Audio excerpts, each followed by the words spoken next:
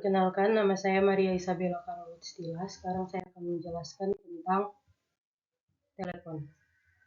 Pencahayaan buatan menggunakan sistem arus listrik yang terdiri dari A.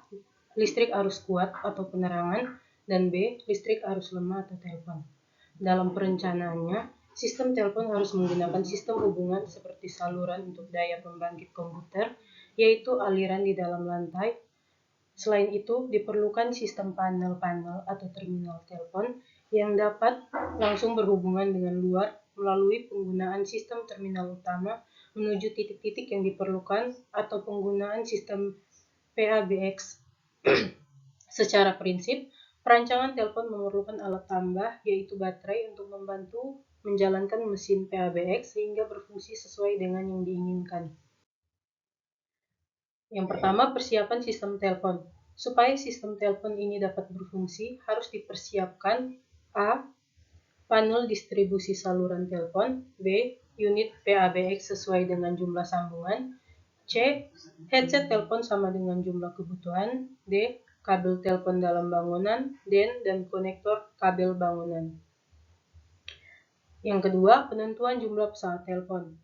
Untuk menentukan jumlah pesawat telepon direct line maupun extension harus mempertimbangkan faktor-faktor A. Jabatan personel, B. Tugas personel yang dianggap cukup penting sehingga memerlukan syarat telepon, C. Jumlah dari penyewa gedung perkantoran bertingkat, dan D. Fungsi ruangan dan lokasi. Yang ketiga, sistem instalasi telepon outlet.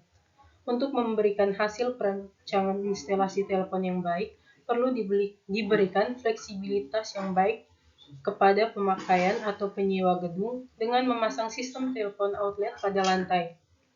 Dalam pemasangannya, digunakan floor duct system yang setiap outletnya dapat melayani luas kebutuhan 10 meter persegi. Pemasangan ini dimaksudkan agar kabel telepon tidak mengganggu lalu lintas di ruangan tersebut. Selanjutnya akan dijelaskan oleh teman saya.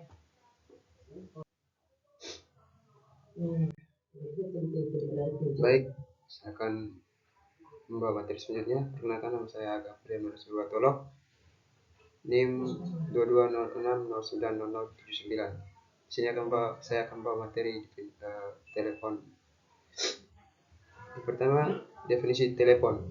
Telepon adalah alat komunikasi dengan listrik dan kawat yang digunakan untuk menyampaikan pesan suara, terutama pesan yang berbentuk percakapan antara dua orang yang berjauhan tempatnya. Kebanyakan telepon beroperasi dengan menggunakan transmisi sinyal listrik dalam jaringan telepon, sehingga memungkinkan pengguna telepon untuk berkomunikasi dengan pengguna lainnya.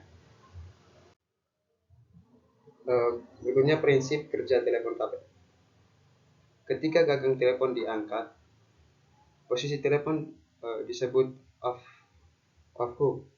Lalu sirkuit terbagi menjadi dua jalur, di mana bagian positifnya akan berfungsi sebagai tip yang menunjukkan angka 0, sedangkan pada bagian negatif akan berfungsi sebagai ring yang menunjukkan angka 48V DC. Kedua jalur ini yang nantinya akan memproses pesan dan sender untuk sampai ke receiver. Agar dapat menghasilkan suara pada telepon, sinyal elektrik ditransmisikan melalui kabel telepon yang kemudian diubah menjadi sinyal yang dapat didengar oleh telepon receiver. Telepon kabel menggunakan sistem built-in sehingga membutuhkan kabel agar dapat berfungsi. Maka, suara dari pengirim diterima oleh alat yang disebut microphone. Microphone mengubah gelombang suara menjadi sinyal listrik, kemudian disalurkan oleh perangkat telepon. Sinyal tersebut disalurkan melalui kabel ke pusat telekomunikasi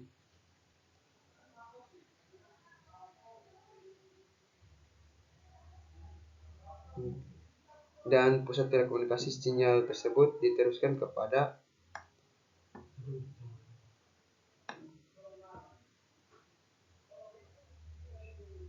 penerima.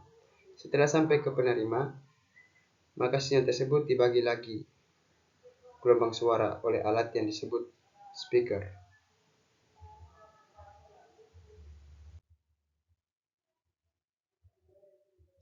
Macam-macam sistem telekomunikasi dalam gedung. Ada dua macam sistem telekomunikasi dalam gedung yang perlu kita perhatikan, yakni satu, sistem hubungan telepon. Sistem hubungan telepon ada dua, yaitu eksternal dan internal. Eksternal berhubungan dengan nomor di luar yang tidak dalam ruang lingkup lingkungan. Sistem PABX sebagai sentra telepon dalam gedung, baik panggilan masuk, incoming, atau panggilan keluar seperti hubungan lokal, SLJJ dan SLJ. Internal, yang kedua internal, berhubungan masih dalam lingkungan sistem PABX sebagai sentra telepon antar sambungan cabang, nomor extension yang satu dengan sambungan cabang nomor extension yang lain, perangkat atau peralatan-peralatan yang digunakan dalam jaringan telepon dalam gedung. Berikutnya kelebihan dan kekurangan telepon kabel. Yang pertama, kelebihan telepon kabel. Kualitas suara lebih jelas, sinyal lebih terjamin karena menggunakan kabel, bisa membantu device atau PC untuk terkoneksi dengan internet melalui hotspot kabel. Kekurangan telepon, yang pertama, tidak dapat dibawa kemana-mana. Yang kedua, mahal.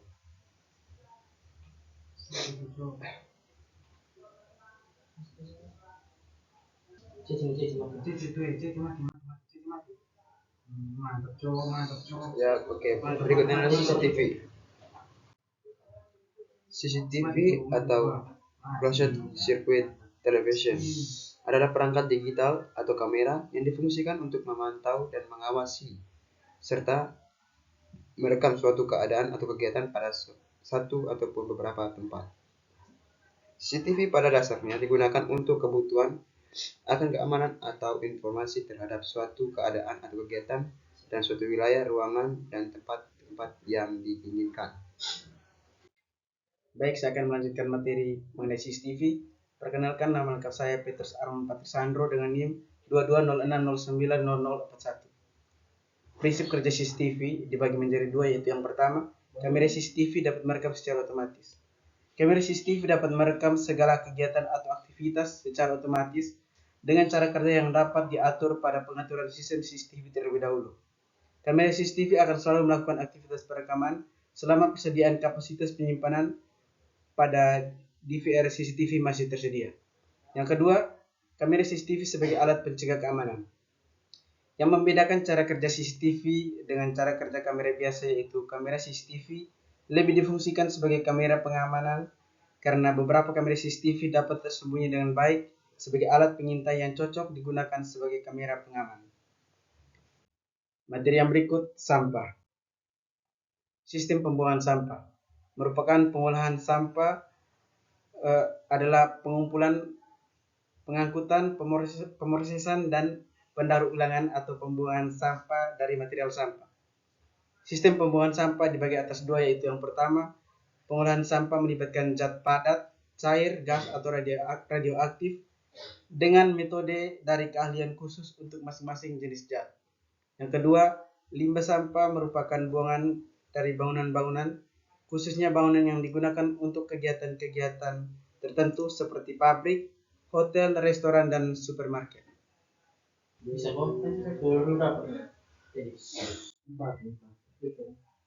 Oke, baik. Perkenalkan, nama saya Arnoldus Diponwita, NIM 2206090056. Konsep pengelolaan sampah. Tujuan pengelolaan sampah mengubah sampah menjadi material yang memiliki ekonomis, mengolah sampah agar menjadi material yang tidak membahayakan bagi lingkungan hidup. Manfaat pengelolaan sampah. Manfaat dari pengolahan sampah yaitu penghematan sumber daya alam, penghematan energi, penghematan lahan TPA, lingkungan yang asri, bersih, sehat, nyaman, mengurangi pencemaran. Yang pertama, hierarki sampah. Merujuk pada konsep 3M atau mengurangi, menggunakan, mendaur ulang berdasarkan klasifikasi yang ada, kemudian menentukan strategi pengelolaan. 2. Tanggung jawab produsen yang diperpanjang. Strategi untuk mempromosikan integrasi terhadap biaya dengan produk konsumsi yang berpengaruh pada siklus hidup terhadap harga pasar produk. Tujuannya untuk menentukan akuntabilitas life cycle produk dan kemasan diperkenalkan ke pasar. 3. Pengotor berguna membayar. Prinsip pengotor membayar adalah prinsip di mana pajak pencemar membayar dampak akibat ke lingkungan. Komponen sistem pembuangan. Komponen sistem pembuangan sampah itu sendiri tidak terlalu banyak. Salah satu hal paling penting dalam dan paling mendasar yaitu diperlukan diantaranya yaitu yang pertama, tempat sampah. Lokasi untuk penampungan sampah.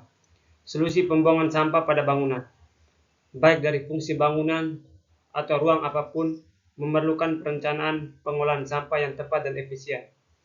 Namun setiap bangunan memiliki karakteristik masing-masing, terutama terkait jumlah lantai bangunan.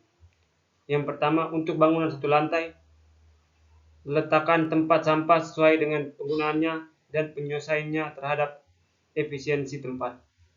2. Untuk bangunan berlantai 2 hingga 3, pembersihan sampah dilakukan dengan menyapu alat penghisap serta peletakan sampah. Yang ketiga, untuk bangunan bertingkat banyak, disarankan menggunakan metode lift sampah. Oke, baik, sekian dari presentasi kami. Terima kasih.